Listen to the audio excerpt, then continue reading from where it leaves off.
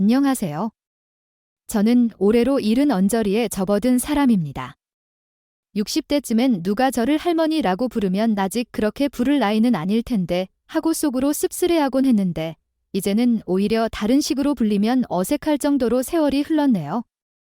인생이 참 재미있습니다. 젊을 땐 나이 들면 어떻게 살까 하는 막연한 두려움도 있었고 현실이 이렇게 빠르게 변하는 걸 상상조차 못했거든요. 그런데 이렇게 인생이 깊어지고 나니 지난날의 아픔도 기쁨도 한 겹의 담담함으로 수용하게 되는 것 같아요. 오늘은 제가 이른 평생을 살면서 체득한 여러 가지 겪고 깨달은 큰 이야기를 나누려고 해요. 사실 어디 가서 이런 긴 이야기를 하기가 쉽지 않은데 최근엔 혼자 지내며 시간을 보내다가 온라인으로 세상사 얘기를 듣고 또 제 얘기도 나눌 수 있는 이런 채널이 있다는 걸 알고 무척 반가웠습니다. 나 같은 늙은이가 너무 장황하게 떠들면 오히려 폐가 될까 망설이기도 했지만 그래도 언젠가 한 번쯤은 털어놓고 싶었던 기억들이라 용기를 내봅니다. 제 이야기는 아주 오래전, 제가 20이 조금 넘었을 무렵으로 거슬러 갑니다. 그때 저는 집안에서 정해준 사람과 결혼했어요. 지금 젊은 분들에게는 어떻게 부모님이 정해준 결혼을 했을까 싶을지 모르겠지만 제 시대에는 그런 일이 흔했습니다. 시댁 쪽 어른들은 결혼하자마자 손주를 보고 싶어 하셨고 남편도 아들을 원했죠. 하지만 결혼 후 3년이 지나도록 아무 소식이 없었습니다. 이게 지금 같으면 조금 늦게 생겨도 괜찮지 않나 할 텐데 그 시절엔 그렇지 않았어요. 시댁 식구 모두가 젖째서 애가 안 생기지? 혹시 며느리, 그러니까 저에게 문제가 있는 게 아닌가 하는 눈초리를 보냈죠. 심지어 남편조차 저를 귀찮은 존재처럼 대하기 시작했습니다. 그렇게 시집에서 하루하루 버티는 게 고역이었어요. 의지할 사람이라곤 남편뿐이었는데 막상 남편이 저를 무시하니 저는 정말로 기댈 구석이 없었습니다. 왜 그렇게까지 했을까? 그때는 제가 밤마다 훌쩍이며 나는 어디에 기대야 하지 하고 생각하곤 했어요. 어린 나이에 낯선 집안에서 살며 아기도 안 생긴다는 이유로 늘 죄인처럼 지내야 했으니까요. 가족끼리 식탁에 모여도 다들 차갑게 대하거나 아예 말을 걸지 않았죠. 그러던 어느 날 정말 말도 안 되는 사건이 터졌습니다. 남편이 집에 젊은 여성을 대놓고 데리고 들어온 겁니다. 저는 순간 너무 놀라서 이게 누구지?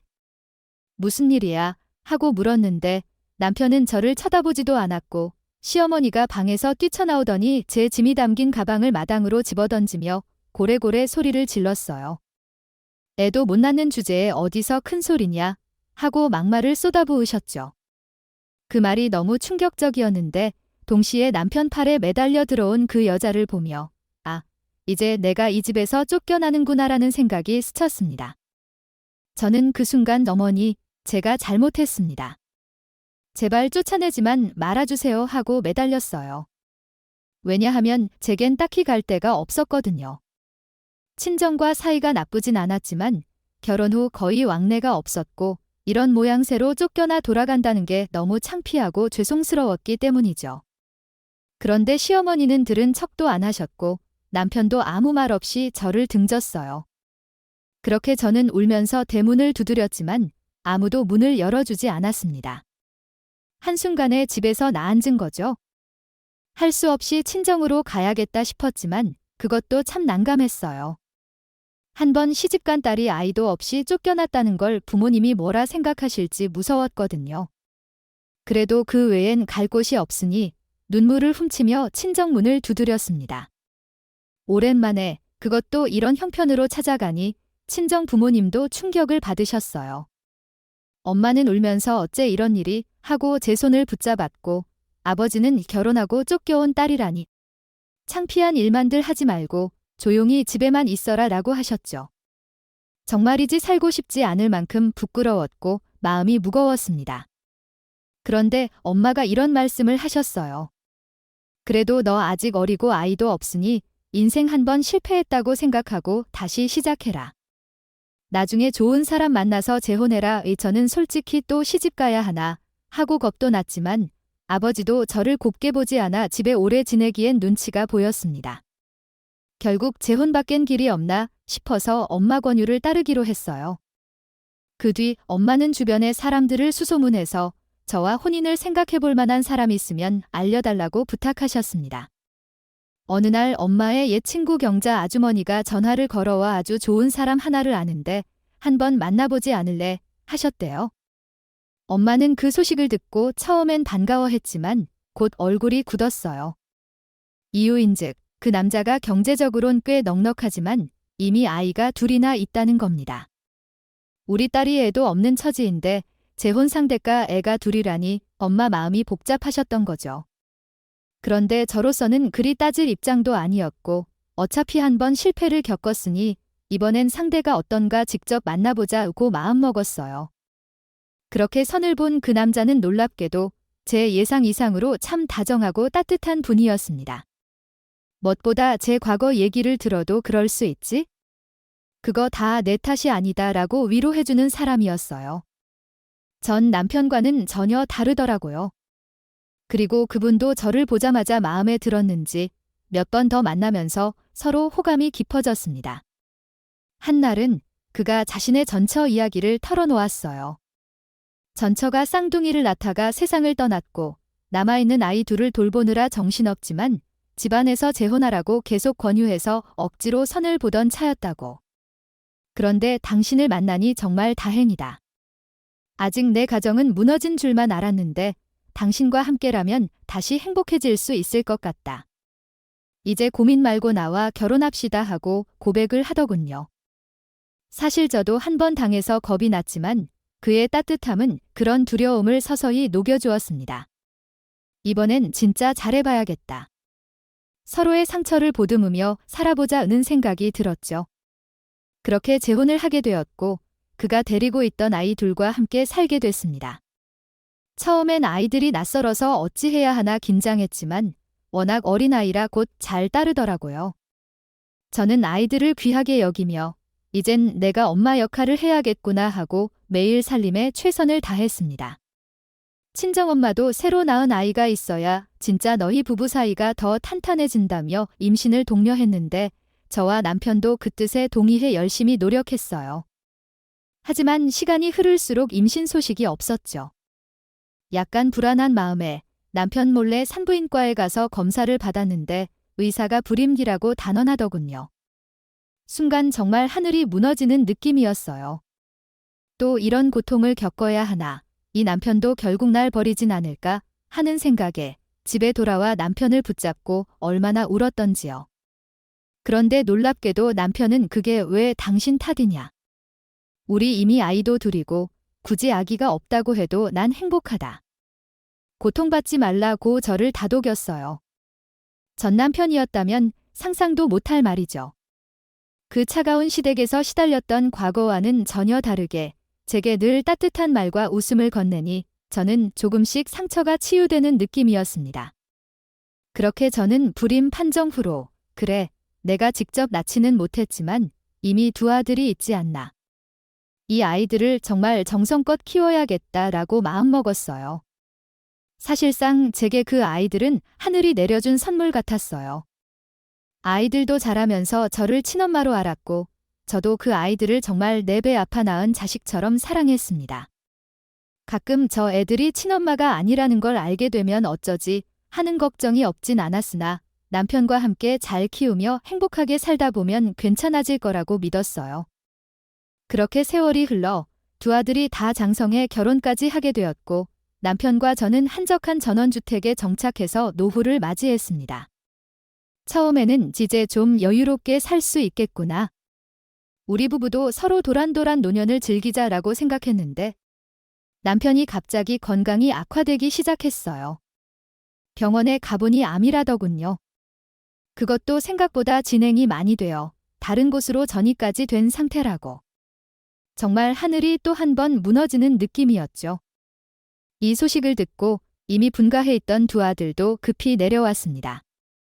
아버지가 암이라는 말을 듣고 어떻게 해야 하냐, 병원에서 계속 치료받아야 하지 않냐며 걱정했는데 남편은 나는 이런 말 하기 좀 그렇지만 이미 암이 많이 퍼져서 완치 확신이 없다고 하더라. 차라리 병원에서 무기력하게 지내기보다는 여기 전원주택에서 통원치료하면서 너희 엄마와 함께 있고 싶다고 했습니다. 아들들은 그래도 만에 하나 좋은 병원에 가시면 혹시 희망이 있지 않을까요?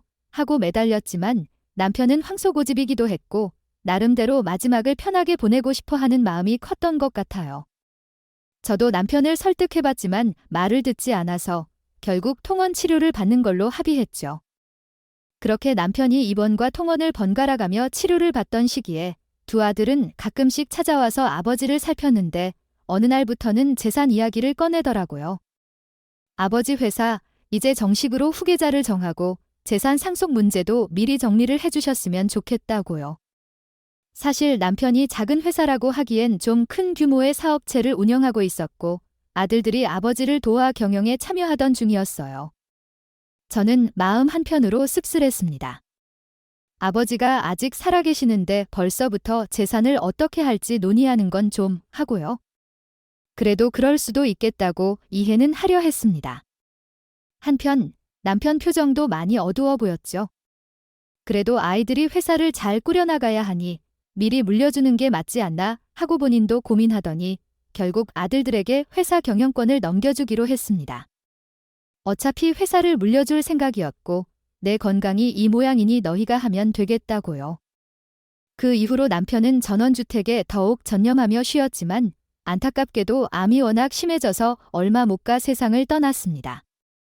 장례를 치르고 돌아온 그날 저는 그 집마당에 앉아 한참 울었어요. 인생에서 또 한 번 중요한 사람을 잃은 거니까요. 이전 남편과의 결혼이 제가 겪은 고통이었다면 이 사람과의 결혼은 진정한 행복을 느끼게 해준 시간이었거든요. 그래서 더욱 상실감이 컸습니다. 그래도 남편이 떠나면서 내가 너무 울고 있으면 혹시나 영면하지 못할까 하는 마음에 저는 조금씩 일어나 보려고 애썼습니다. 그런데 어느 날 낯선 부동산업자가 집에 찾아와 이 집을 매물로 내놓으셨다고 들었는데 지금 상황을 보러 왔다고 하는 겁니다. 난 그런 적이 없는데 하고 당황했죠. 알고 보니 큰아들이 이 집을 내놓았다는 거였어요. 저는 황급히 아들한테 뭔가 오해가 있나 보다. 다시 연락드리겠다며 그 부동산업자를 돌려보냈습니다. 그리고 아들에게 전화를 걸어 물었어요. 아들은 직접 가서 말씀드릴게요 하더니 곧장 집으로 왔습니다. 아들아, 이게 뭐냐? 왜 엄마도 모르게 집을 내놓았어? 혹시 엄마 혼자 여기 있으면 힘들까 봐 그런 거니? 그런 걱정이면 안 해도 돼. 나는 내 아빠 흔적이 남아있는 이 집이 참 좋아서 여기서 남은 생을 보내고 싶단다 하고 차근차근 말했죠. 그런데 아들이 뜻밖의 말을 했습니다. 엄마가 아니라면서요? 제 친엄마도 아니신데 굳이 제가 모실 이유가 있습니까? 이 땅은 원래 아버지 거였으니 이제 아들인 제가 처분하는 거예요. 그러니 엄마라고 부르기 싫지만 가 어떻게 생각하든지 상관없어요. 곧 집 정리할 테니 알아서 나가세요. 그래도 저희 키워주신 값은 드릴게요 하고 밥 한술 뜨지 않고 돌아서 나가버렸습니다. 그 순간 저는 머리가 텅 비었어요. 어쩌면 아이가 친엄마가 아니다라는 걸 알게 됐을 때 이런 상황이 올 수도 있겠다 생각은 했어도 설마 이렇게까지 차갑게 굴 줄은 몰랐거든요. 나를 헌신짝처럼 버릴 수도 있구나 하는 현실이 너무 충격적이었습니다. 알고 보니 아이가 언제부턴가 이 사람이 친엄마가 아니다라는 걸 알았고 애초부터 재산 문제를 염두에 두고 저를 슬쩍 밀었던 것 같았습니다. 남편 돌아가시고 난이 본색을 드러낸 거죠. 문제는 제가 남편과 결혼 생활을 해오며 제 손에 있던 돈이며 재산이며 뭘 다 아들들에게 맡겨놓았다는 사실이었습니다. 우리 아들이니까 언젠가 물려줄 테니 미리 관리하겠지 싶어서요. 그런데 그 결과가 이거였죠. 저는 정말 한 푼 없이 길바닥에 나앉게 생겼습니다. 다행히 그 집 매각 절차를 맡았던 부동산 사장님이 제 처지를 딱하게 여기고 아는 지인을 통해 조그만 고시원방 하나를 구해줬어요. 일단 여기서 지내시면서 방법을 찾아보시라고요. 그래서 저는 고시원에 들어앉아 이게 무슨 꼴인가. 내 몸 하나 뉘을 곳도 없고 친아들처럼 키운 아이에게까지 배신당해 거지가 됐구나 하고 한탄했습니다. 심지어 세상 떠난 남편 생각까지 나서 차라리 나도 빨리 죽고 싶다. 남편 있는 곳으로 가고 싶다 하는 극단적 마음이 들 정도였어요. 그렇게 며칠을 멍하게 보내는데 한 분이 찾아왔습니다. 생전 남편과 친분이 깊었던 김 사장님이라는 부동산 대표분이었어요. 그분이 변호사 한 분을 대동하고 저를 만나자고 하시더군요. 저는 뭐지 하며 나갔는데 김 사장님이 이 편지를 전해주려고 왔습니다. 돌아가시기 전에 저에게 부탁하신 게 있었어요 하고 남편이 남긴 편지 하나를 내미셨습니다. 저는 손이 떨리고 눈물이 왈칵 쏟아질 것 같았지만 꾹 참고 편지를 펼쳤어요. 거기엔 남편의 글씨로 여보, 이 글을 당신이 읽게 되는 날이 오지 않길 바라지만 혹시 모를 상황에 대비해 남긴다.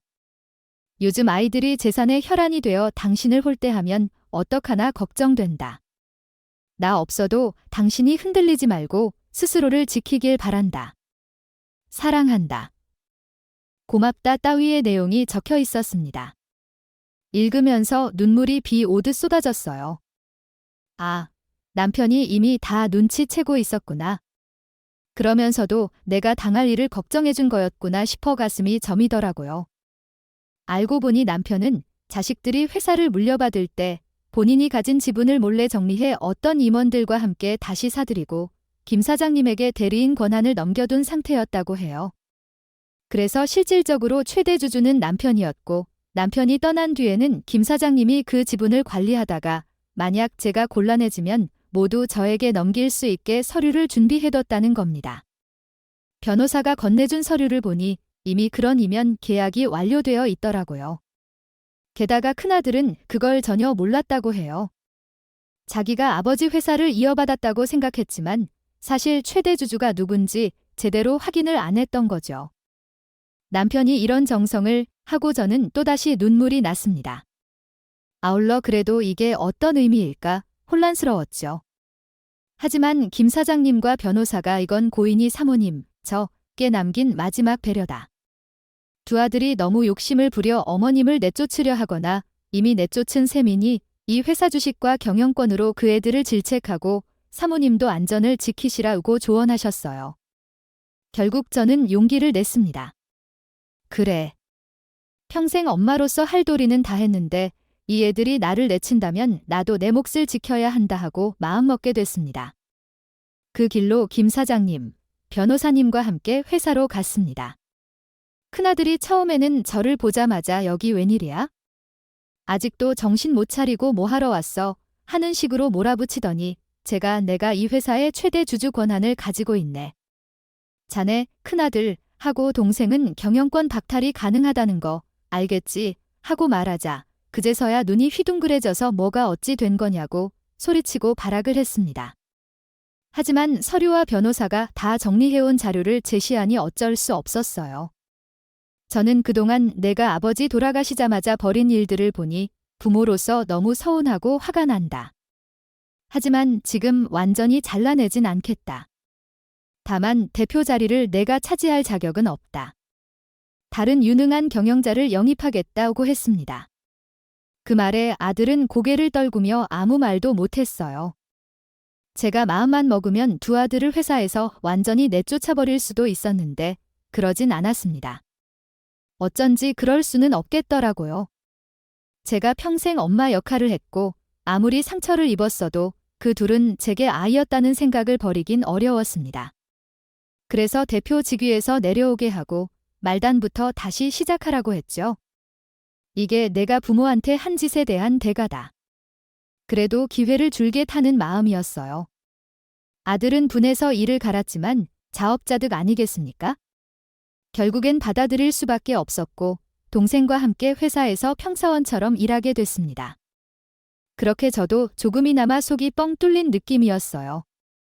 남편은 이미 이 세상에 없지만 그의 깊은 배려가 저를 지켜줬고 또 그걸 통해 아들들에게도 큰 깨달음을 주었다고 생각했죠. 그 후 저는 원래 남편과 살던 그 전원주택으로 돌아왔습니다. 아들들이 내쫓으려 한 그 집을 오히려 제가 다시금 되찾아온 셈이지요. 주식까지 제가 확보하고 있으니 그들은 더 이상 저를 함부로 대할 수 없을 겁니다. 어떤 분들은 제가 복수했다고 표현할 수도 있겠지만 전 그냥 최소한 제 자신을 지키고 남편의 뜻을 지킨 거라고 생각해요. 물론 그 일을 겪고 나니 저도 많은 걸 깨달았습니다. 부모가 자식을 위해 아무리 헌신해도 자식이 꼭 그 마음을 알아주는 건 아니구나. 게다가 저는 피 한 방울 안 섞였으니 더욱 그렇게 돌아설 수 있다는 걸 뼈저리게 배웠죠. 하지만 또 한편으론 친자라고 해서 꼭 효도하는 것도 아니고 의절하는 일도 종종 있지 않나 싶습니다. 결국 사람 마음은 복잡하고 부모의 사랑이 당연하게 여겨지는 순간 자식들이 감사함을 잊게 되는 건 아닐까 생각도 해요. 지금 저는 그 전원주택에서 남은 인생을 보내고 있어요. 남편 흔적이 구석구석 배어 있어서 문득문득 그가 그립고 보고 싶지만 그래도 이렇게 평온한 환경에서 남편이 마련해준 마지막 보호막 안에서 지내니 마음이 조금은 편안합니다. 그리고 제가 세상을 떠난 뒤에는 남편이 남긴 재산과 지금 확보한 주식 등을 모두 처분해서 어려운 이웃이나 시설에 기부하게끔 법적 조치를 해뒀습니다. 두 아들에겐 아파트 한 채씩만 남길 거예요. 물론 다들 그게 적은 재산이 아니다라고 말하겠지만 제 마음엔 그 정도면 충분하다고 생각해요. 사랑으로 키워졌는데 결국 저를 버린 그 아이들에게 더 주고 싶은 마음은 없어요.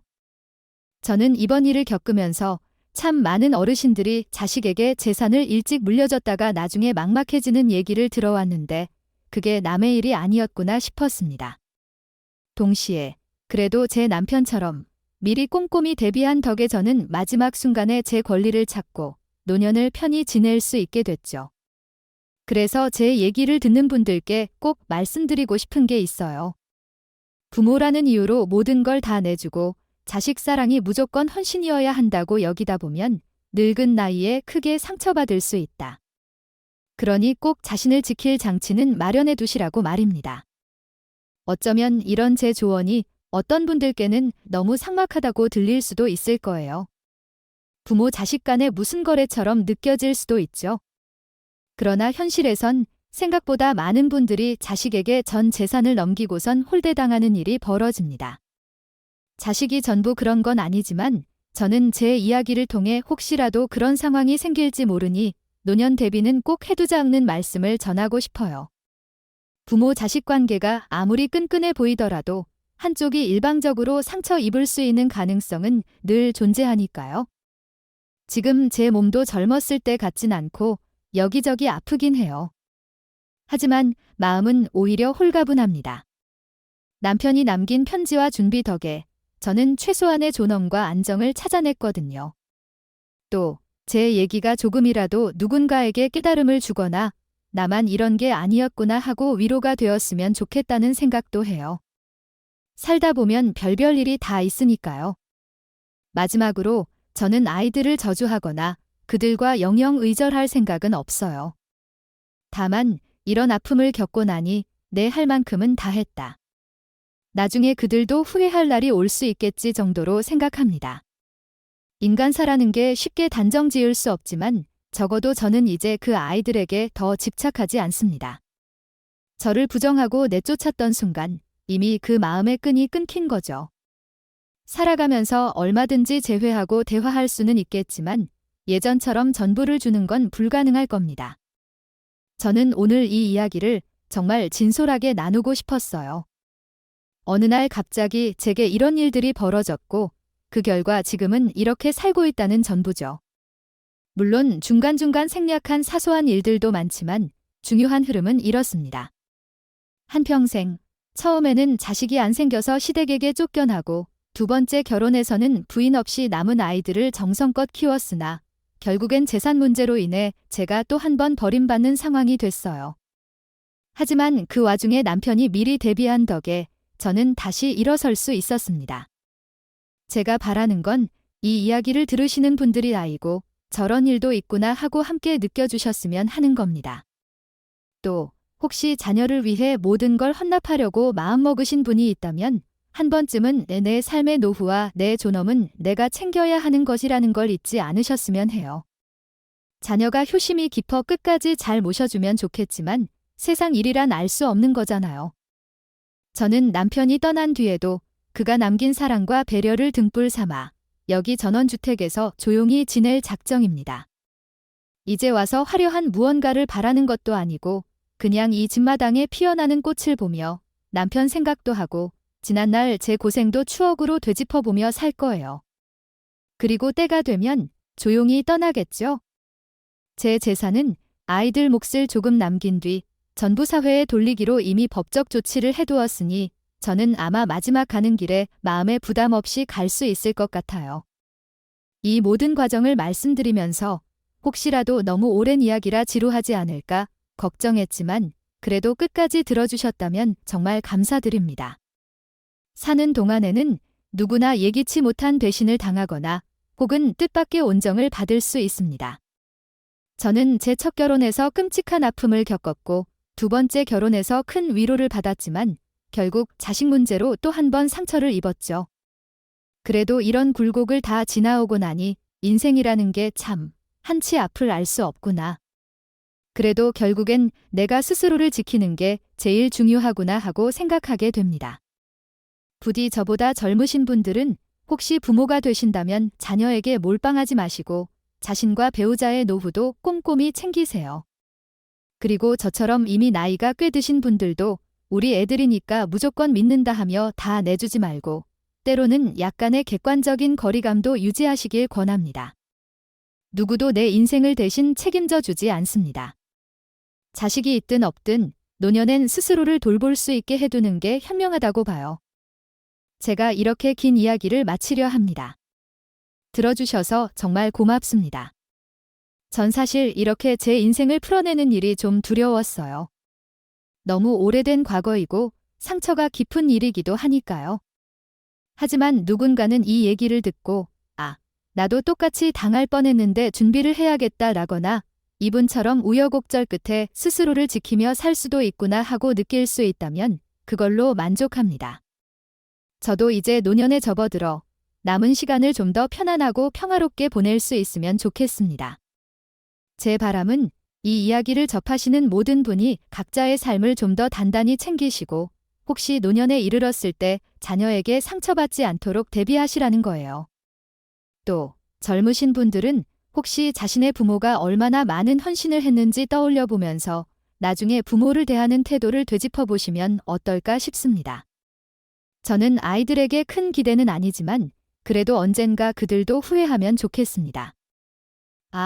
우리를 정성껏 키워준 분이었는데 왜 그랬을까 하고요. 하지만 저는 그들의 후회에 맞춰 이리저리 움직이고 싶진 않습니다. 그냥 이대로 남편 생각하며 조용히 살다 떠날 작정이에요. 긴 이야기 끝까지 들어주셔서 다시금 감사드립니다. 모두 건강하시고 제발 저 같은 아픔은 겪지 않으시길 마음 다해 바랍니다.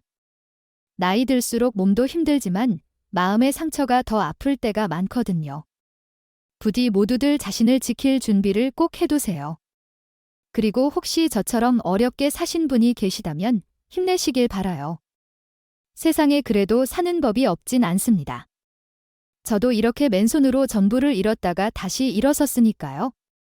모두 평안하시고 행복한 날들 보내세요. 감사합니다.